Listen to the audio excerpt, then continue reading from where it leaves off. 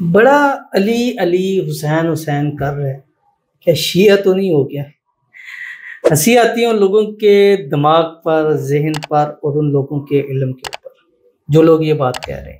حضرت علی کرم اللہ وجہ، حضرت حسین رضی اللہ تعالیٰ، حضرت حسن رضی اللہ تعالیٰ، حضرت فاطمہ الزہرا السلام علیہ، یہ اہل بیت میں سے ہیں، اور اہل بیت ہمارے ایمان کا حصہ نہیں ہے، نہیں ہمارے ایمان کا حصہ کیا ہے؟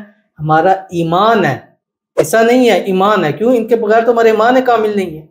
کیا آپ نے وہ حدیث نہیں پڑھی ہے کہ حضرت علی کرم اللہ وجہ نے فرمایا کہ سرکار دو عالم صلی اللہ علیہ وسلم نے فرمایا، اے علی تجھ سے محبت نہیں کرے گا مگر مومن، اور تجھ سے بغض نہیں رکھے گا مگر منافق۔ ابھی ہم پر ہیں کہ ہم مومن بن کے رہنا چاہتے ہیں یا منافق بن کے رہنا چاہتے ہیں۔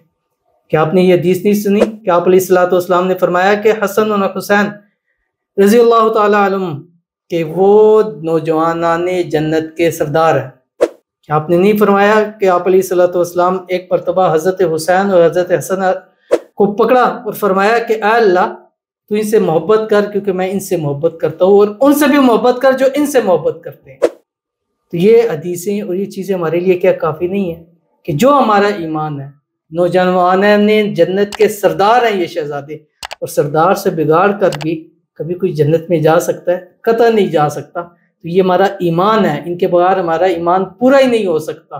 ہمیں کلمہ اور یہ چیزیں ان کے نسبت سے، ان کے توسل سے پہنچی ہوئی ہیں، ہم تو ان کے پیروں کی خاک کے برابر بھی نہیں جا سکتے ہیں۔ تو ان کا نام لینا، اس کو ہم اپنی راہ نجات جو ہے وہ سمجھتے ہیں، اور اب یہ آپ کے اوپر ہے کہ آپ کتنی ان سے محبت کرتے ہیں۔ اب جس سے سرکار دو عالم صلی اللہ علیہ وسلم خود محبت کریں، ایک دفعہ فرمایا کہ کندھوں پہ اٹھایا وہ اپنے شہزادے کو، اور بازار میں گئے تو کسی نے کہا کیا ہی بہترین سواری ہے، تو فرمایا کہ سوار بھی تو کتنا اچھا ہے۔ تو ان کا نام لیوا کرنا کوئی شیعہ ہی نہیں، وہ ہمارے تھے، ہمارے ہیں، اور صدا سے ہمارے ہی رہیں گے۔